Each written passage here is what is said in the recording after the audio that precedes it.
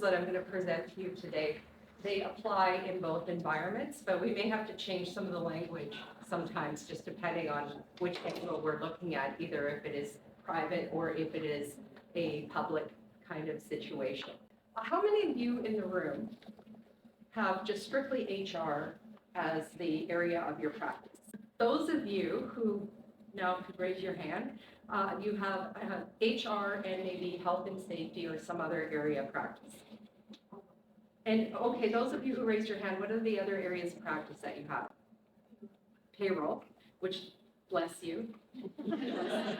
Thank you for your service. I did payroll for 3 months one time in my HR stint, and I survived. And then I said never again. And yourself? Health and safety and payroll. Oh my goodness.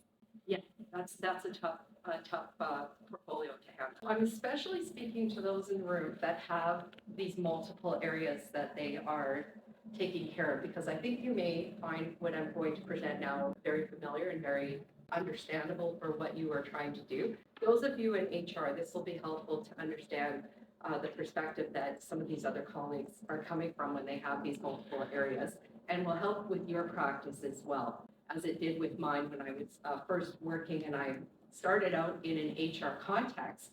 And partway through my work, I was handed the health and safety and also the quality management departments of our organization. And it seemed to me to be efficient if we could find some way to integrate all of the policy and the frameworks that we were using to explain, well, why do we do health and safety? And why do we do quality management in an organization? And what does that have to do with our HR practices? So this employee engagement framework was developed out of the need for doing that integration. And it starts up at the top with I call it like a 6-stage continuous cycle, because really it follows the plan, do, check, act cycle of ISO management. And are people in the room familiar with ISO? Anytime you see this kind of a circle, you probably recognize that it's some format of ISO. Health and safety has followed that same format. So I thought, well, there's people learning from one another throughout all of this kind of practice that we have in organizations of quality management, health and safety, and employment standards. We made this employee engagement cycle in our organization because we knew that at the very start of being able to make sure that people are being hired into the right jobs, that we first and foremost had to clarify what the expectations were of individual roles that we were hiring into in the organization. Clarify expectations, first step in the plan, do, check, act cycle of employee engagement, and then assessing the fit of those people, the extent to which the candidates' attributes are a match to the role, and how many people in the room are in recruitment. So then that's a big part of your job, that what you have to do is ensuring you're screening all of the work that you do with interviewing is doing that step. You're assessing the fit. Explain and train. How many people do L&D in the room? So now this is your step in the process, is like you have to orientate, onboard, make sure that a person is trained into the role. The monitoring and coaching is generally done by the person supervising the role, and we could sometimes say that HR is involved in that because we are involved in the performance management, where we are doing formal reviews of people. How many people in the room do your organizations do a formal review of employees each year? And it doesn't surprise me to see that there are this many people, because in institutions like our municipalities and other government kind of organizations, that is an important step. And I feel like my best training was done in the Alberta government with respect to this, that we were given information about our role relative to the overarching goals of the ministries that we worked in and the government itself. And we were able to know if our particular, whatever little tasks that we had associated with our role, how those were being achieved or not being achieved, and then what we could do to improve. And what we know from research is that this is an absolute vital kind of thing for employees to feel engaged, is that they need to know how they are doing relative to those expectations. The last part is celebrating progress.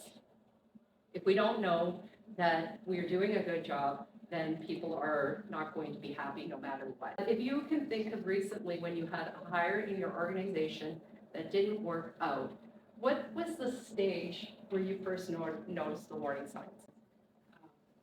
Female coworkers that we had skills that we were looking for and. So would you say that then it was it was sort of like on the job feedback? It was, and so it was later in the stage. Anybody else who would like to? Yes, When he decided he didn't want to work night shift, yes. and then he slowly was just like pulling back and calling in sick, and then he'd come for his day shift training, but he didn't want his night shift training.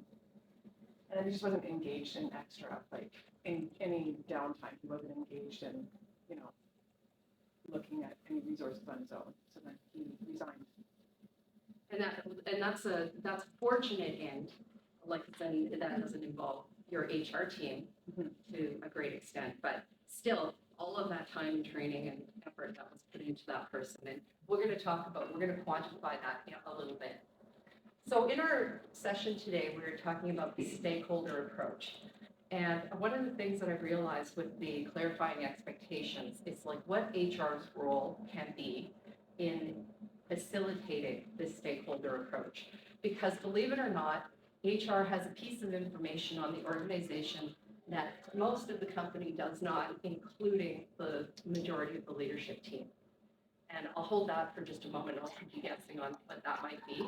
But you have a very, very vital role in being able to ensure that the expectations of particular specific role, each of the roles that are being hired for in the organization, and where succession is happening within the organization as well, that the expectations around that role are completely clarified.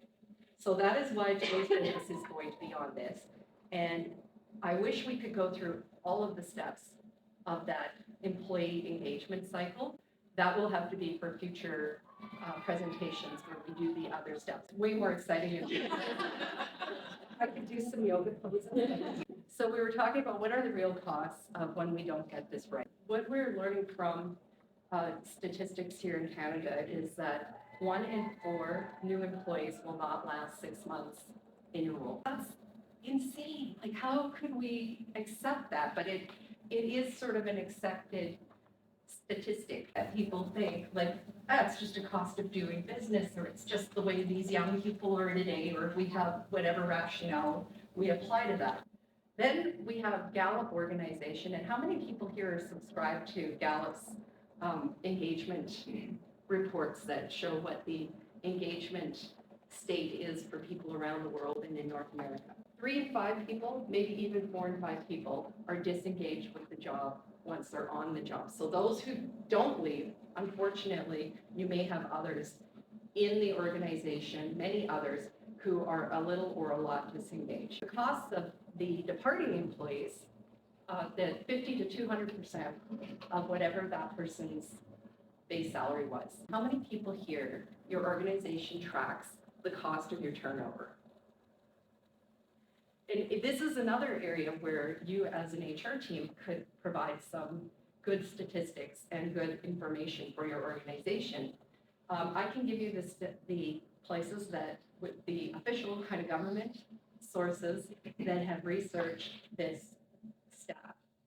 The SHRM is one, like in the United States, a professional association that has it for kind of the US side. But Canada also has several sources. Stats Canada is a really good source. And those replacement costs are very well documented.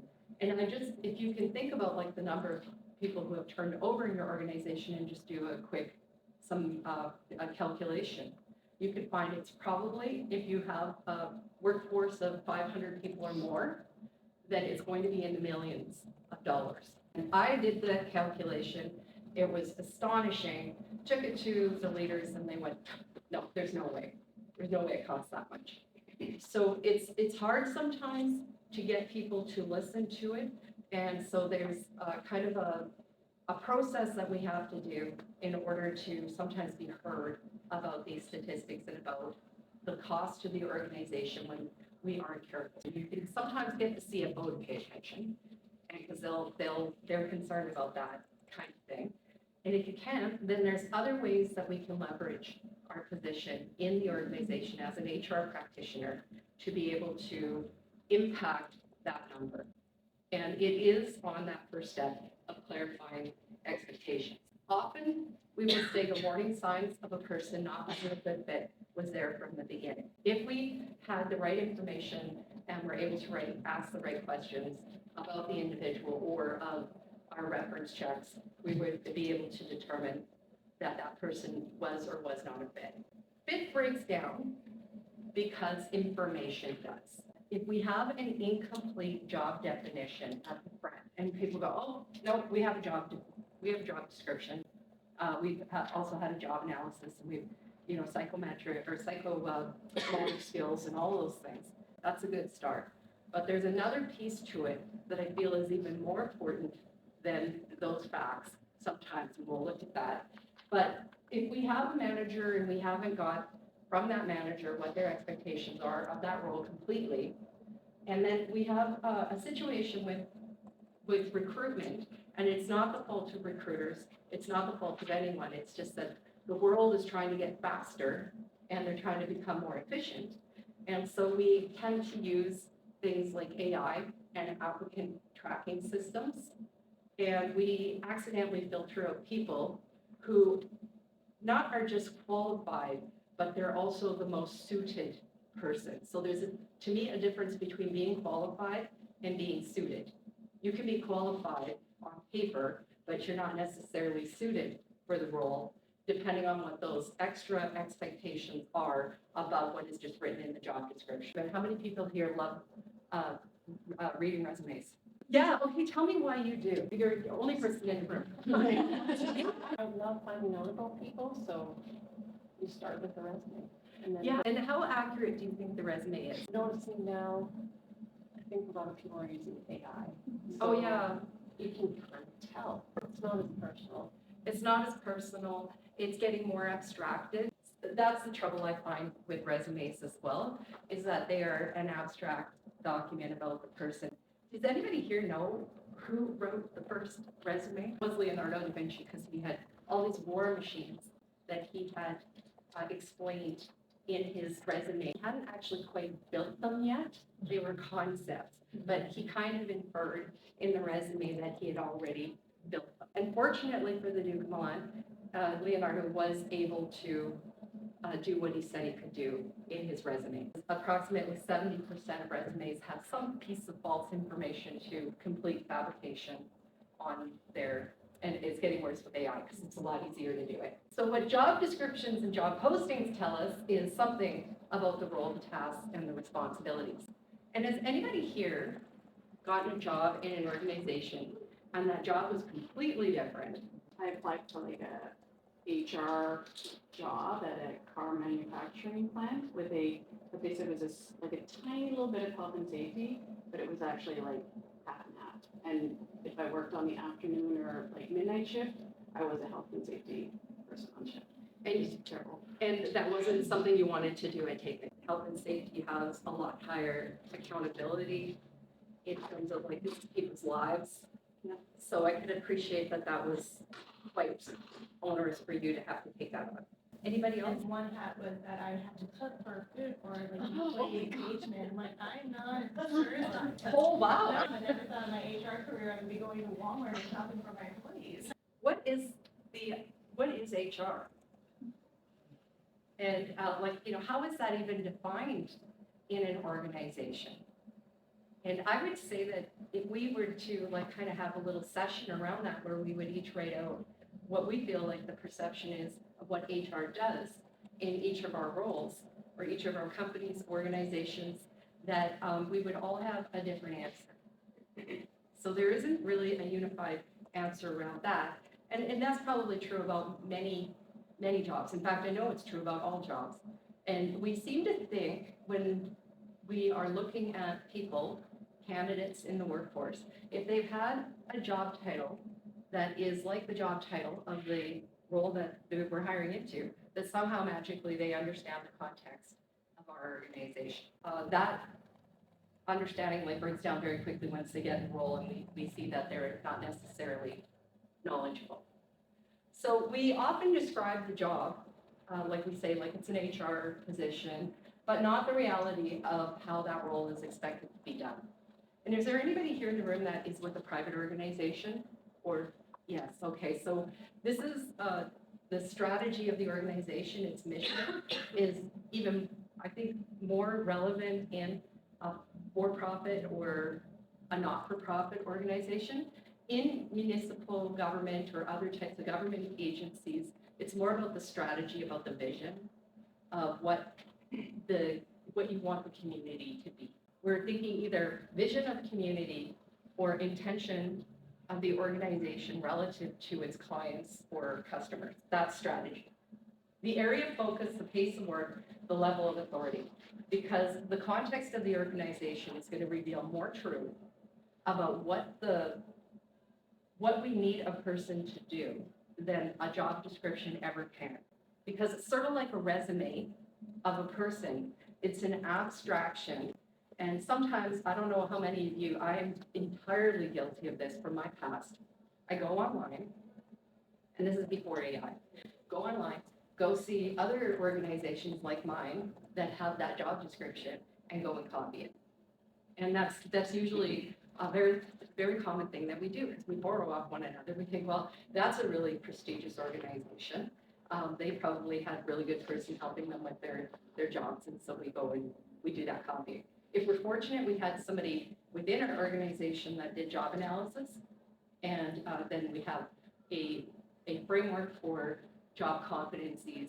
And I'll question some of those too, because there's actually no set standard. They're kind of arbitrary.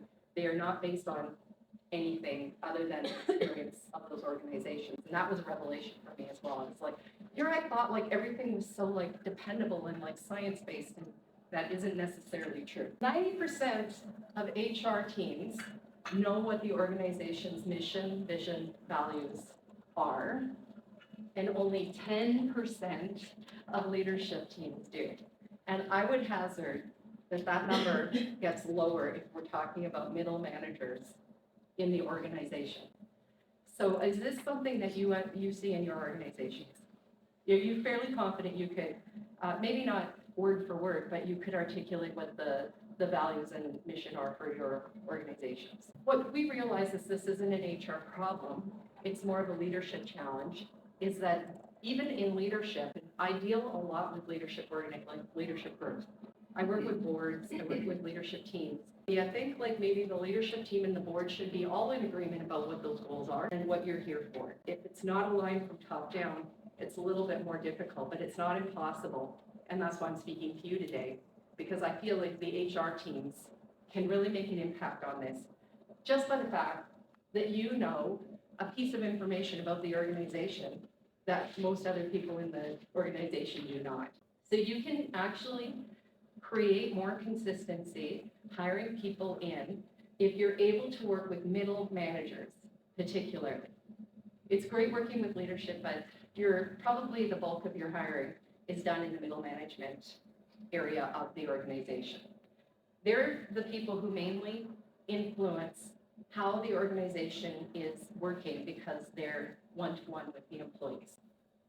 And you don't need to wait for this perfect strategic alignment at the top, because you can actually impact and influence from your position out, up, down, across. And I have a friend who works, he's from the United States originally, and he now does work on change facilitation.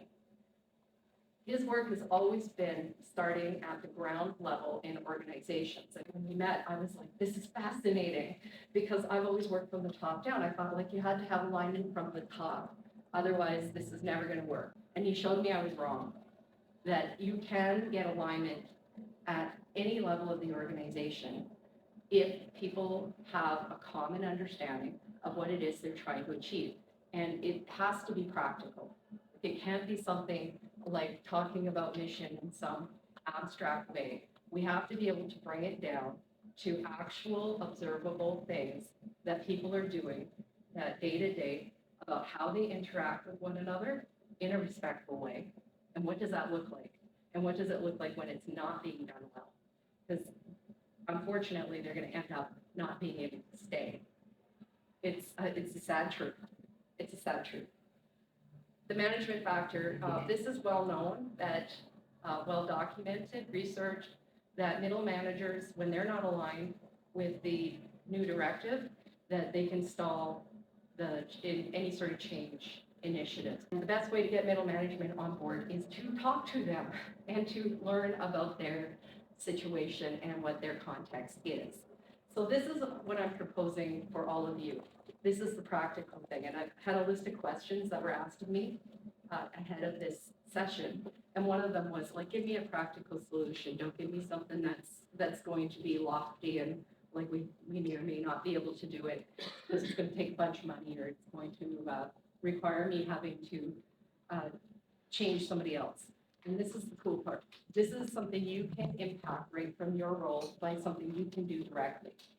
And it's asking information about the manager's expectations of the role and what it is that they see as success. So organization A, organization B, the manager expects quick decisions, high volume, whereas organization B, the manager expects thorough consultation.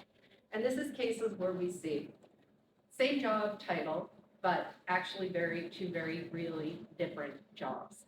And this is why we can't assume that a candidate who has that experience in some other organization is going to be suited for the job in our organization. The leadership you have in your organization, its community, its vision, all of these things, those lofty HR kind of vision things are not the same for every organization. It's what makes us unique. It's like having individual values as a person and how we identify each other. It's like what you don't do is your identity. So that's why we look at this and we ask, what does on time mean? I ask that of managers all the time. And they're like, well, what do you mean? What does that mean? Everybody knows what that means. We don't normally go into this kind of detail, or I would say looking at these aspects of jobs, but it's these very aspects of jobs that cause people not to be successful in the role. We need to understand these very, very specific things about the role, and depending on the type of position, we will ask these questions maybe right at the very start, or we give this information at the very start, or it's part of our screening process to eliminate people. And the two ladies at the back that are with the 911 organization in Alberta, that you're very thorough about explaining some of the conditions of the workplace. Not a lot of room for error in 911. What's the job like? I know that there's a myth, I'll say myth out there, that there is no such thing as multitasking, but there absolutely is when you have, 6 monitors in front of you and you're listening to the radio and you're talking to the citizens. So we very thorough, and we work shift work, 12-hour shifts, days, nights. So it's like a big job description. Right. Exposure to traumatic events, mental health, wellness, sort of when we're onboarding, what do you do now to relieve stress? What would we do after? Does that look different? Are you going to be okay with missing your family? So I know we all have stresses when we come home after work, but imagine working 7 out of 9 Christmases. So how many people want to sign up to be a 911 operator? We're sitting amongst a couple different ducks. It's, a couple of different folk in here, I think, than the rest of the HR team, because they have this perspective in a job. And it's great. We're all perfect in like who we are and in the work that we do.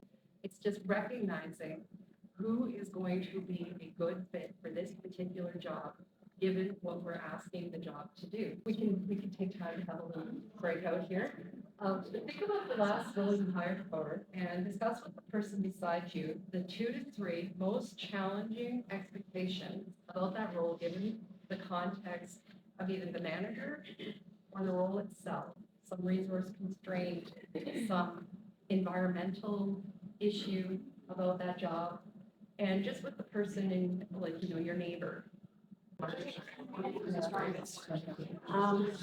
Does anybody have anything they, like, tell us about what they were thinking about, what types of jobs, what types of situations were challenging? We have a hiring manager that, during interviews advertises our flexibility, our work from home policy, but it's actually not how she wants to run her department.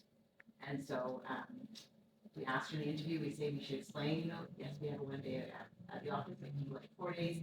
When they first start, you want them here 5 days, but she doesn't share that, so when they start, it's a big change. So we've seen some high turnover in that area in the last year and a half. Yes, so and I think you've identified the issue, Yeah. like right there, what that is. Yeah. Exactly. So then, and then in that case, the manager is doing the interview. Yeah, and it was with them, but so we've had a few discussions lately. How can we ensure this turnover isn't happening? So just getting them on board to really understand through our job description, you know, putting, yes, this is our policy, but in this department, this is how we like it. And during the two, being honest, during the training months, during the office 5 days, we can just ensure that we're. But still, then, you know, the candidate will come and say, yeah, we did say occasional, we do have this policy. So it's always that. Some people read literally into that and they'll hold you accountable to it if they weren't shared the information at the start. And that's sort of like that clarifying expectations of, I used to work in driving force, and when we were advertising them, like, it was like Bubbles Car Wash, like, come and clean cars, it's like a fun job. But it wasn't Bubbles Car Wash, it was, these trucks came from Fort McMurray, they had bitumen on some of them. Sometimes they were tree planters who had them, and they made, you know, macaroni in the glove compartment box because there was nowhere to cook out in the bush. They had to get up in the back of pickup trucks and use hand tools, power tools to install fire extinguishers and mine kits, like the flags and things like this. And you get some people in there and it wasn't male or female thing or anything like that. It was like, some people did not want to do that kind of level of effort in a detailing job. So we had to get better at explaining what the real work was like. Exactly as you say. Anybody else? Yes. One of the issues with the people, right, you do have your job description, and sure, saying you have to hire seniority. So you have to really detail that job description on what those expectations are, and start to put that more and more into either your interview process and assessments, because if you're not gonna hire that person that on paper matches that job description, you need to have a solid case to not select that person, or you're getting great. And I think I totally, we'll have a slide here that just speaks exactly to what you just said, all of the points you just made. So thank you. But we're hoping that we give enough information that actually the candidate themselves or the employee will opt out. And we've had this happening recently since we started using this more detailed approach. I mean, it's not that it's more detailed, it's more specific about certain aspects of the job that are those things that are going to be a deal breaker for some people who look at the ad and think it's just it looks really awesome. But those people that are looking for those awesome kind of features that are in the ad are not actually what are being offered. So there are some people in the room I see that are putting these specific expectations in the role, but then there are others that are not doing that during the interview process. So what we're suggesting, and I think I hear what you're saying, is that you're already doing this. It's like, you know, this is what we're trying to accomplish. And, but then let's highlight what they need to know about your area so that we can make sure that that person can do both things. It's Shelley, did I get your name right? You said they need to have Sense of duty is what I say. a sense You have of to have a duty. sense of duty. And what does that mean? In 911, depending on the center, you kind of can't go up and down in numbers. You have a minimum staffing level. I'm sure everyone does, but we can't shut down like a bank teller when people stand in line. Yep. Right? We have to have, you know, a minimum staffing. So sense of duty means like I have a sense of duty to my children and I want to run to them when they're hurt, but I can't do that when I'm a 911 operator because my sense of duty now in that shift transfers to serving the public and public safety. So they are a first responder, like it is a first responder job in the sense that, like, a police officer's not gonna go home necessarily go pick up their child in the middle of a pursuit. Yeah, exactly. So I'm not saying you can never leave, but you have to prioritize that sense of duty until somebody can come in and take that over for you. So you would have the same sense of duty as you do to your family as you are to serving the public. That's how strongly I feel about it. I'm not saying that all of them are On board like the same way, onboarding in that yes. position, but that's the kind of applicant that I'm looking for. Which is hard to find, but when you're clear about it, it makes it an easier job, and you get people self-selecting out quite often. You can, yes, yeah. Yes, Because they don't know until they do. some of them, when they get on the job, they think it's gonna be okay, and then it's not. How do we, as the HR person, or, bringing people into the organization, help them understand what they don't see? And I spent 10 years at WestJet as a flight attendant, Oh, cool. right? And everybody thinks they only see the good stuff. They see the walking through the airport. And yeah, there's some fun stuff, but there's a whole bunch of negative stuff that goes with it. And so it's like, how do you have that conversation? Yeah, and this is the start of that awareness piece of like, what are the points, first of all, those like, top 3 to 5 kind of things about the job that might be the thing that actually is the fatal flaw for a certain person being in the role. And that's exactly what we're talking about here. So the manager conversation, one thing that we also noticed, how many of you have heard them go, I've got this project that I'm thinking about, it's gonna start in about a year, and I wanna hire a candidate who, for that project, but we're gonna have them do this other job right now until that other project kicks off. And I tell them it's a fantasy. I go that it is the absolutely worst thing you can do to the candidate. It's so unfair because the candidate doesn't, they realize they get in the job and they're like, this isn't what I was hired for. I was hired to do this imaginary, like pie in the sky job a year in advance. And now I'm doing this other work and I hate it. And you have current team members who they have this person who's a misfit because, and not any judgment on the individual candidate. They're perfect, like I say, we're all perfect for something and our job is to figure out what we're perfect for. Like that's kind of how I see everybody, but we're not perfect in every setting. Somebody who is an excellent worker somewhere else may be a failing worker in your organization. So this whole belief that there are top candidates and star employees out there is a misnomer. It is absolutely false. Many times candidates know where they are successful and where they're not. Certain cases they may not know, and in which case it's not a bad idea to have a trial experience doing the work, letting them have a little flavor of the job, like a side by side with someone where that's able, so that they can get a sense of what the job is like. So that future often changes or never comes. Unionized environments, I like this. I think all of your points of why this is important to do this right before you hire into a unionized role, because you don't have the flexibility after the role is there. I was doing a contract for a quasi-government agency in Alberta, and they were helping their managers to plan for their roles. And they said, like, do not add any new roles, like, don't. If there's some, like, do this sort of assessment on the people in your roles right now and see if you can, like, kind of, like, work with the people that you have, because as soon as you add a role, you cannot take it away. Like, you're going to then be even hemmed in further. So they were really trying to train their managers on being more holistic and systematic about the roles that they had existing, rather than always thinking, oh, I just have to add another person.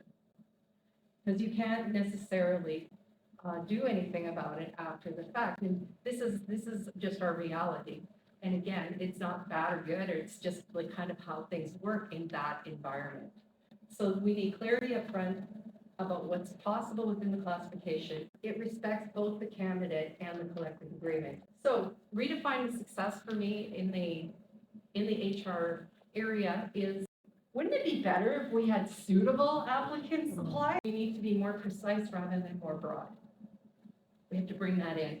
And so candidates who self-select out equals success in our hiring efforts.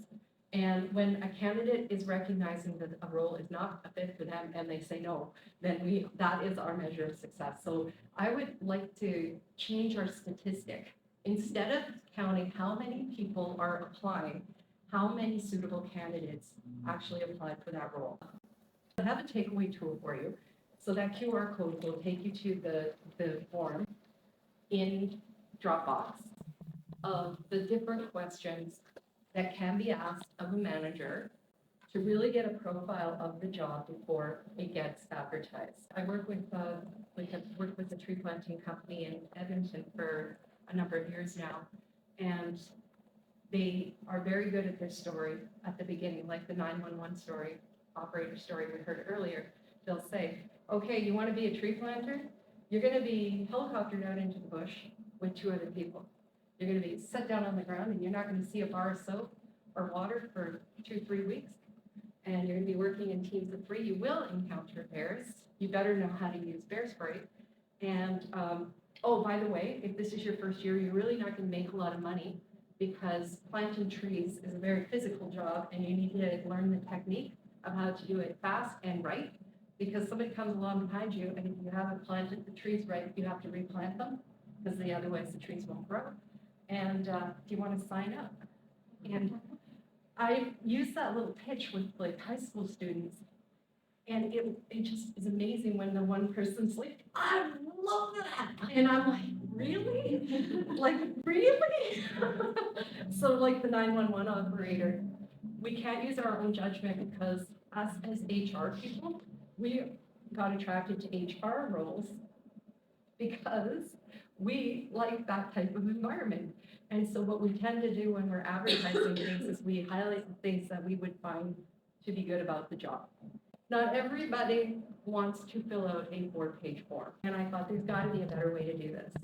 And after all of these things that I was learning about clarifying the expectations, and it has 3 purposes.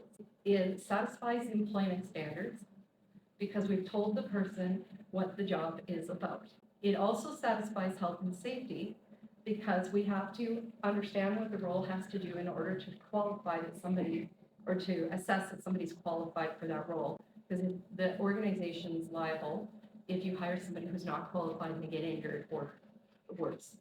It also satisfies quality management because we want people to do specific process in order to uphold the quality standards of the organization. So we better know like what those people are about. You were saying like people who play video games often, if they have these other characteristics of able to do the job. I started asking, like, do you game? They want to win. Yes. They are talking with others. I know that may sound silly, but in the game, they take that, like, that's their hobby and it's important to them. So that was just kind of one of my things, like, just curious because that makes sense to me. I started out like doing, just trying to understand like from the standardization approach. We created this thing called Ikimai. It's a recruiter, it's actually a job matching platform. So that form that I just gave you access to, basically that and much more is on the recruiter side of the application. And then we also have a candidate side where we're profiling what that person, yes, some of their resume things, but we also look at other aspects of a person. Like the research I've been doing over the last few years is that vocational interests start showing up in people in their kind of mid-teens. And we can actually start predicting what jobs people are likely to enjoy doing and be successful at, even in high school. But the vocational surveys aren't necessarily that good for being able to do that because they stay at the occupation title level. And so like they're like, do you want to be a lawyer? Do you want to be a doctor? Or do you want to be a 911 operator? And what we've learned is that you actually have to explain the job in terms of like specific tasks. Like, can you imagine going up a mountain and saving people and bringing them back down to safety? That would be something that would be a difference in the platform that we use. Is we're trying to take specific job tasks and then of the job and then looking and asking candidates how willing and able they are to do those kinds of things. So the path forward, what I'm recommending from this workshop is that use that communicating roles expectations, like review it, see how it fits with your organization. If there's anything on there that's problematic, please feel free to not use that. But I encourage you to really look at the job through the eyes of the manager and not in a judging way of the manager, remembering that people are perfect. like that they are who they are, they have their perspectives on the job, and one of the ways to influence them is to first and foremost listen to them and acknowledge that that is the way that they like to have things done. They will come along because it's interesting when we do acknowledge it and without an air of like, well, you shouldn't do this, but just like, we're just trying to understand what the context is, so we can find somebody who can set you up, or we can set them up and you up for success. That's sort of the conversation. You can do the do-it-yourself approach. I've been on a 25-year journey doing job analysis, work context assessments, occupational psychology. If you have the time, I really highly recommend doing that because it's so much fun. Understanding what types of individuals fit certain types of work environments. It's my jam. I love it. It's what I do. The standardized approach is using things like ICMI that we use something called the ONET from the United States. It's from the Department of Labor. And it's a standardized occupation classifications like the NOC codes that we have in Canada. I use the US one because it ties in things like work interests, work values, and work context. And so that understands that full kind of holistic view of the job. And then I would say like taking the friction-free engagement cycle to your leadership team as well, like considering if you don't have a framework, to create a framework for your organization that does integrate your health and safety, your employment standards, your quality management. And just to remember, we all have a stake in this, but you're in a position of having the most leverage on your teams and your organizations for the specialized knowledge that you do have about the organization itself and about HR practices in general. And that's the presentation for today.